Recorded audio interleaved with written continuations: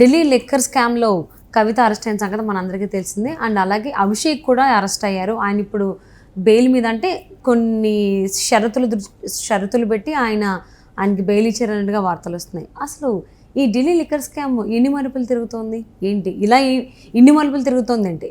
ఈ అంశానికి సంబంధించి మనతో మాట్లాడడానికి, వారి విశ్లేషణని మనతో పంచుకోవడానికి ఈరోజు మనతో పాటు ఉన్నారు సీనియర్ జర్నలిస్ట్ డివిఎస్ గారు ఉన్నారు. వారితో మాట్లాడదాం. నమస్తే అండి. నమస్తే అమ్మా. ఢిల్లీ లిక్కర్ స్కామ్ చాలా మలుపులు తిరుగుతోంది. సో కవితను అరెస్ట్ చేయరు అని చెప్పేసి అనుకున్నారు, అరెస్ట్ చేశారు, ఢిల్లీ తీసుకెళ్లారు. అలాగే ఇంతకుముందు అరెస్ట్ అయినటువంటి అభిషేక్కి ఇప్పుడు బెయిల్ రాబోతోంది, ఆయనతో పాటు ఇంకొంతమందికి కూడా బెయిల్ రాబోతోంది అని చెప్పి వార్తలు వస్తున్నాయి. అసలు ఎన్ని మలుపులు తిరుగుతుంది ఢిల్లీ లిక్కర్ స్కామ్? ఎంతమంది ఇన్వాల్వ్ అయినట్టు అనుకోవచ్చు?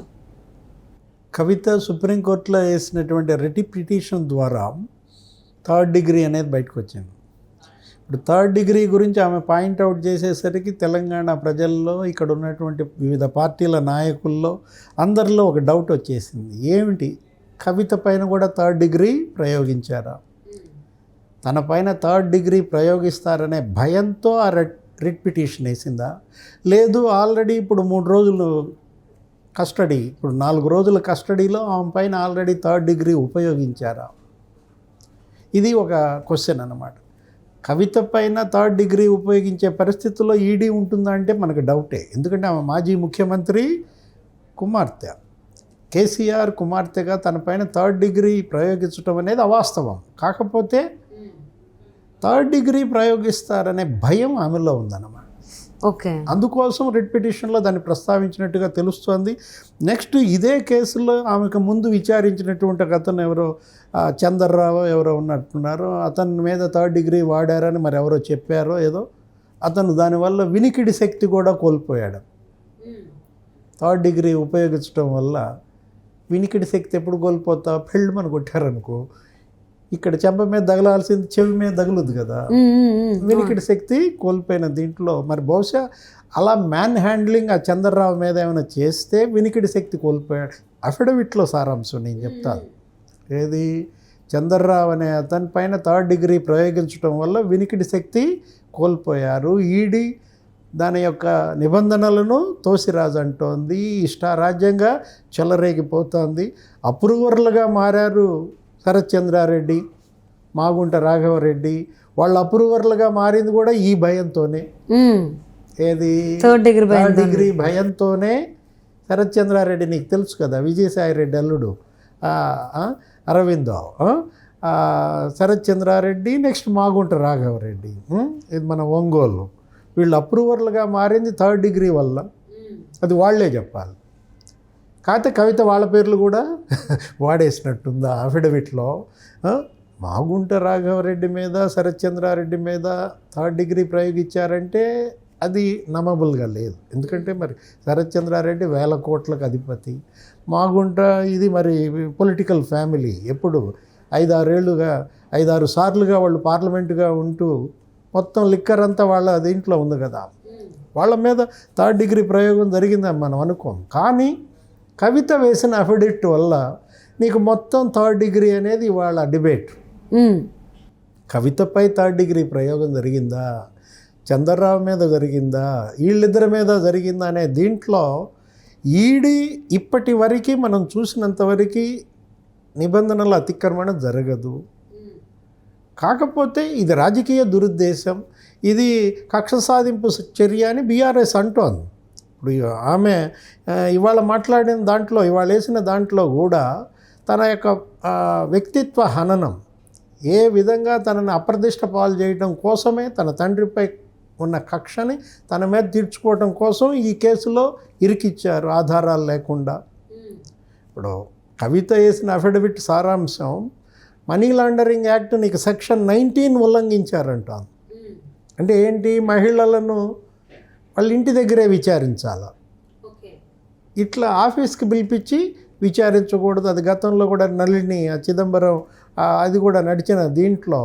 ఇప్పుడు ఆమె ఒక షీల్డ్ కోరుకుంటాను, ఇదొక రక్షణ కవచంగా ఉండాలని కోరుకుంటాను. అంటే కవిత భయపడుతోంది. కవిత తప్పు చేయకపోతే ఎందుకు భయపడుతుంది? ఇప్పుడు ఈ లిక్కర్ స్కామ్ అనేది ఇవాళది కాదమ్మా, నీకు 3 ఏళ్లుగా నలుగుతోంది. ఇప్పటికి ఎంతమందిని అరెస్ట్ చేశారు? 15 మందిని అరెస్ట్ చేశారు. ఢిల్లీ డిప్యూటీ సీఎం దగ్గర నుంచి మనీష్ సిసోడియా, విజయ్ నాయర్, అతను ఎవరు వేరే కేసులో అరెస్ట్ అయ్యి తీహార్ జైల్లో ఉన్నాడు. సుకేష్ చంద్రశేఖర్ అనేవాడు, వాడు ఒక లెటర్ వదిలాడు. అవును, వెల్కమ్ అక్క అని కవితను ఉద్దేశించి తీహార్ జైలుకా, అవును, వెల్కమ్ టు తీహార్ జైల్ అక్క అని నీకోసం ఇక్కడ ఒక మంచి వసతులతో లగ్జరీ బ్యారక్ మా కేజ్రీవాల్ సిద్ధం చేశాడు, ఏదేదో రాశాడు. అంటే అసలు కవితను అరెస్ట్ చేసిన తర్వాత కానీ లేదా ఇప్పుడు కవిత రిట్టేసిన దానికి సంబంధించి 3rd డిగ్రీ ప్రయోగించేటువంటి అవకాశాలు ఉన్నాయని దానికి సంబంధించి వార్తలు వింటున్నాం, కానీ కుటుంబ సభ్యులు ఎందుకు స్పందించట్లేదు అరెస్ట్ పైన? కుటుంబ సభ్యులు స్పందించడం అంటే కేటీఆర్ అక్కడే ఉన్నాడు, అన్న హరీష్ రావు కూడా అక్కడే ఉన్నారు. 1 గంట ప్రతిరోజు విరామం ఇస్తున్నారు రోజుకి. ఇప్పుడు గత 4 రోజులుగా కవిత ఇంట్రాగేషన్ ఎంత జరుగుతుంది? 7 గంటలు 8 గంటలు కూర్చోబెడుతున్నారు, అడుగుతున్నారు. ఒకదాన్నే కూర్చోబెట్టి ప్రశ్నిస్తున్నారు, నెక్స్ట్ ఇద్దరిని కలిపి ప్రశ్నిస్తున్నారు. ఇట్లా నడుస్తోంది. ఆ కేసులో గతంలో ఇచ్చిన వాంగ్మూలాలు ఇచ్చిన నిందితులు ఉన్నారు. ఎవరు? వి శ్రీనివాస్, లేకపోతే ఇతను ఈ బుచ్చిబాబు, వీళ్ళందరినీ కూడా కూర్చోబెట్టి అరుణ్ పిళ్ళే, ఎవరు బినామీలుగా చెప్పబడినటువంటి వ్యక్తులు, అతను మీ బినామీయా కాదా? మీ సెల్ ఫోన్లు మీరు ఎందుకు ధ్వంసం చేశారు? సెల్ ఫోన్లు సిమ్ ఎందుకు మార్చారు? ఇలా వరుస పెట్టి క్వశ్చన్లు అడుగుతూ ఉన్నప్పుడు మీకు సౌత్ గ్రూప్లో మీ ఇన్వాల్వ్మెంట్ ఏంటి? ఇప్పుడు ఢిల్లీ లిక్కర్ స్కామ్ జరిగిందా లేదా? ఢిల్లీ లిక్కర్ స్కామ్లో కవిత ఇన్వాల్వ్ అయిందా లేదా? నిప్పు లేదే పొగ వస్తుందా? నిప్పు లేదే పొగ రాదు. ఇన్వాల్వ్ అయిన మాట నిజమే కాబట్టి ఇవాళ ఆమె పీకల్లోతు దీనిలో దిగబడిపోయిన దీంట్లో నిజంగా అందరూ అనేది ఏంటంటే తెలంగాణలో వీళ్ళకి ఏ వ్యాపారాలు లేవో చేసుకోవటానికి, ఇక్కడ ఉన్న సంపద చాలదా, ఇప్పటికీ సంపాదించుకున్నది చాలదా, ఎందుకు వీళ్ళు ఢిల్లీ వ్యాపారంలో ఏలు పెట్టారు అనేది ఒకటి వస్తుంది. నీకు 2 రాష్ట్రాలు, 2 ముఖ్యమంత్రులు, 2 పార్టీలు, ఆంధ్రప్రదేశ్ కూడా 3 రాష్ట్రాలు, 3 అధికార పార్టీలు, ఏది ఆప్, బీఆర్ఎస్, వైసీపీ ఇందులో ఇన్వాల్వ్ అయి ఉన్నాయి. అక్కడేమో విజయసాయిరెడ్డి అల్లుడు, అట్లాగే వైసీపీ ఎంపీ కొడుకు ఎక్కడ ఆంధ్రప్రదేశ్ నుంచి, ఇక్కడేమో మాజీ ముఖ్యమంత్రి కుమార్తె, అక్కడేంటి ఆప్ ఎవరు కేజ్రీవాల్, ఆయనకు అసలు ఇప్పటికి 9 సార్లు ఏమో సమన్లు పంపారు. ఇప్పటి వరకు ఆయన హాజరు కాకుండా నడుపుకుంటూ వస్తున్నాడు ఢిల్లీ సీఎం. ఇప్పుడు ఎటు తిరిగి రేపు కేజ్రీవాల్ను కూడా అరెస్ట్ చేసే అవకాశం ఉంది. పార్లమెంట్ ఎన్నికల్లోపు అరెస్ట్ చేస్తారా, తర్వాత అరెస్ట్ చేస్తారా మనం చూడాలి. ఎందుకంటే అసెంబ్లీ ఎన్నికల ముందే కవితను అరెస్ట్ చేస్తానన్నారు, చేయలేదు. పార్లమెంట్ ఎన్నికలకు తర్వాత అరెస్ట్ కాబడ్డారు. ఇప్పుడు కేజ్రీవాల్ కూడా అంతే అన్నమాట. పార్లమెంట్ ఎన్నికల వరకు వదిలేసి తర్వాత అరెస్ట్ చేసే అవకాశాలు కేజ్రీవాల్కి ఉన్నాయి. ఇప్పుడు కవిత నేరం చేసింది, కవిత ఈ స్కామ్లో ఇరుక్కుపోయింది అనేది ఇవాళ తెలంగాణ సమాజంలో ప్రజల్లో బలమైన ముద్ర పడుతోంది. ఇప్పటి వరకు మీరు అన్నావు ఇందాక ఏంటి అసలు ఎందుకని వీళ్ళు నోరు తెరవట్లేదు కుటుంబ సభ్యులు అని, అది పెద్ద క్వశ్చన్. అవును, అదే అంటే రాజ్యసభ ఎన్నికల తర్వాత కవిత గారిని అరెస్ట్ చేస్తాను అని అన్నారు కదా, పార్లమెంట్ది ఇంకా మనకి మేలో జరిగేటువంటి ఛాన్సెస్ ఉన్నాయి కదా. అంటే పార్లమెంటు ఎన్నికలు కాదు, కేజ్రీవాల్ అరెస్ట్ తర్వాత జరిగే అవకాశం ఉంది. అసలు ఇప్పటి వరకు కేసీఆర్ ఎందుకని దీనిపైన స్పందించలేదు? అంటే దీనికి మించిన ఏదైనా తలనొప్పి కానీ అయితే హెక్టిక్ ఇబ్బందులు ఏమన్నా ఉండుండొచ్చా? ఎందుకంటే ఇంకొకటి, కాంగ్రెస్ పార్టీలో విలీనం కాబోతుంది బీఆర్ఎస్ పార్టీ అని కూడా వార్తలు వినిపిస్తున్నాయి. 30 మంది దాకా ఎమ్మెల్యేలు ఇటు కాంగ్రెస్లో జరిగిపోయేటువంటి అంటే అటు జంపేటువంటి అవకాశాలు ఉన్నాయి. హరీష్ రావు కూడా బీజేపీ వైపు చూస్తున్నారు. బీజేపీ వాళ్ళు హరీష్ రావుని లాక్కునేటువంటి ప్రయత్నం చేస్తారని చెప్పి, అంటే దానివల్లనేనా కేసీఆర్ అటువైపు చూస్తున్నారు? హరీష్ రావు ఇప్పుడు ఢిల్లీలో ఉండేసరికి ఢిల్లీలో బీజేపీ వాళ్ళతో మంతనాలు చేస్తున్నాడనా ఏమో. కవిత పేరు చెప్పి ఆయన అటు కూడా చేయొచ్చు కదా, కేటీఆర్ కూడా వెన్నింటి వెళ్ళలేరు కదా. ఇప్పుడు అక్కడ హరీష్ రావు అక్కడ ఉన్నది కవిత కోసం, వెళ్ళింది కవిత కోసం. కేటీఆర్ హరీష్ రావు ఉన్నారు. కాకపోతే నువ్వు అన్నట్టు కేటీఆర్ చెల్లినే చూసుకుంటాడా, హరీష్ రావుకే కాపలా కాస్తాడా, అది వేరే విషయం. హరీష్ రావుతో ఈ లోపు బీజేపీ టచ్లోకి వచ్చేసిందా అనేది కూడా ఇవాళ నిన్న రాత్రి నుంచి ఈ మంతనాలు ఈ ప్రచారం పెరిగింది సోషల్ మీడియాలో కావచ్చు, మనం ఈ రాజకీయ వర్గాలలో దీనిపైన చర్చ జరుగుతోంది. ఆల్రెడీ 30 మంది ఎమ్మెల్యేలు కాంగ్రెస్తో టచ్లోకి వెళ్ళినట్టు ఇప్పుడు మనం చూసాము. ఇప్పుడు కాదు, 3 నెలల క్రితమే రేవంత్ రెడ్డి ముఖ్యమంత్రి అవ్వగానే 4 ఎమ్మెల్యేలు రేవంత్ రెడ్డిని కలిశారు. సునీత లక్ష్మారెడ్డి, మహేందర్ రెడ్డి, వీళ్ళందరూ కూడా. తర్వాత పట్నం మహేందర్ రెడ్డి, ఆ మహేందర్ రెడ్డి భార్య జడ్పీ చైర్పర్సన్ సునీత మహేందర్ రెడ్డి కాంగ్రెస్ నుంచి చేరిపోయారు. నెక్స్ట్ ఎంపీలు చేరిపోయారు, నేత వెంకటేష్. లేటెస్ట్గా నిన్న చేవెళ్ళ ఎంపీ రంజిత్ రెడ్డి కూడా కాంగ్రెస్లో చేరిపోయారు. మాజీలు చేరిపోతున్నారు. ఇప్పుడు మొత్తం 30 మంది ఎమ్మెల్యేలు కాంగ్రెస్తో టచ్లో ఉన్నారంటే అది ఒక పెద్ద సెన్సేషన్. ఎందుకంటే గెలిచింది 39 మంది. 39 మందిలో 3 ఎమ్మెల్యేలు తీసేస్తావా? ఎవరు? కేసీఆర్, హరీష్ రావు, కేటీఆర్. ఇంకెవరు ఉన్నారు? ఇంకా 6-5 ఉండుంటారు. కడియం శ్రీహరి గారు ఉండుంటారు బహుశా టచ్లోకి వెళ్ళనాళ్లలో. అంటే 30 మందితో రేవంత్ రెడ్డి మరి ఉందంటే ఇప్పటిదాకా పార్లమెంట్ ఎన్నికలు అయ్యేదాకా వలసలు ఉండవు అనుకున్నాం. పార్లమెంట్ ఎన్నికల తర్వాత బీఆర్ఎస్ ఖాళీ అవుద్ది అనుకుంటే పార్లమెంట్ ఎన్నికల్లోపే ఖాళీ చేసేస్తున్నారని మరి చూస్తుంటే తెలుస్తోంది. నిన్న ఢిల్లీలో సోనియా గాంధీతో అభ్యర్థుల ఎంపికపై చర్చ సందర్భంగా కూడా రేవంత్ రెడ్డి ఇదే సమాచారం ఆమెకి ఇచ్చాడని. అవును, ఏది 30 మంది ఎమ్మెల్యేలు మనం పిలిస్తే గేట్లు ఎత్తితే దూకటానికి సిద్ధంగా ఉన్నారు అని చెప్పిన పరిస్థితుల్లో గేట్లు ఎత్తమంటారా అని అడుగుంటాడు. ఎవరిని? సోనియా గాంధీ. ఆమె మరి సిగ్నల్ ఇస్తేనే కదా ఈయన గేట్లు ఎత్తేది. తాళం ఆవిడ చేతిలో ఉంది, గేట్ ఇక్కడ ఉన్నా.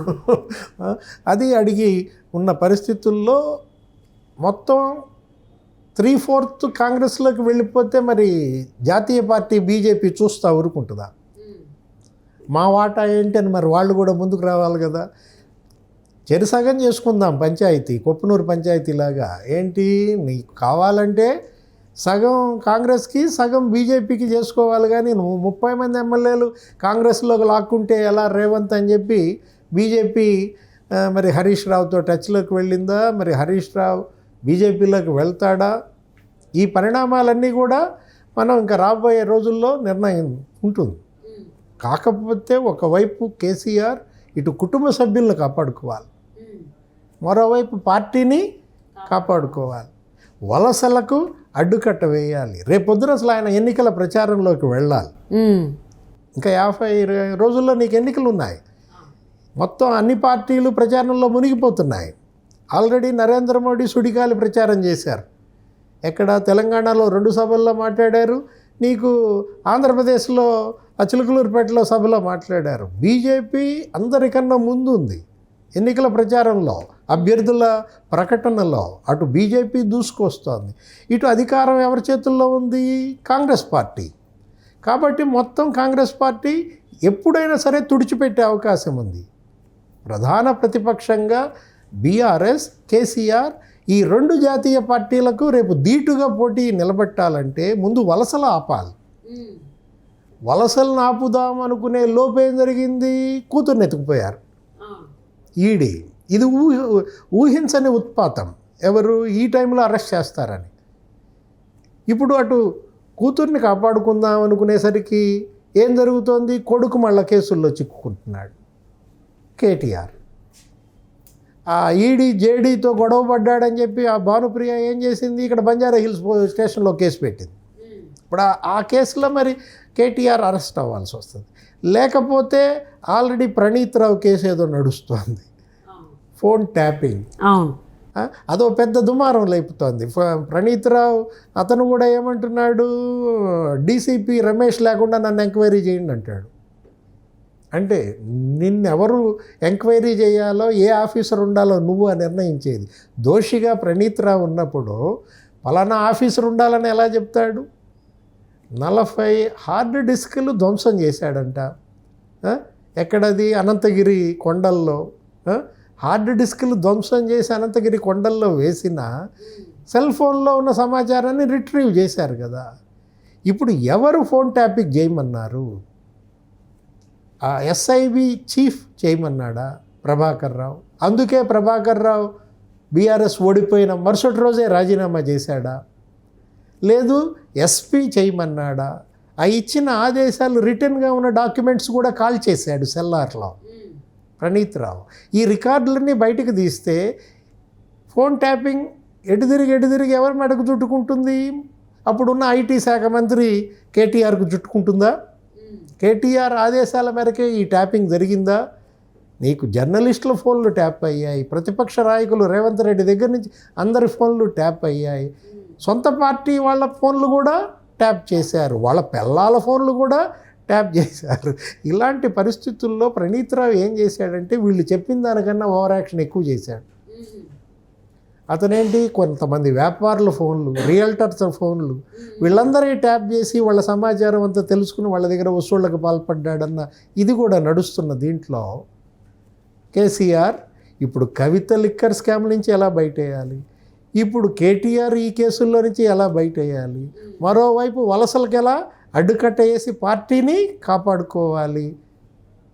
తలకు మించిన భారం. Thank you so much for spending your valuable time with us, DVS గారు. నమస్తే. నమస్తే.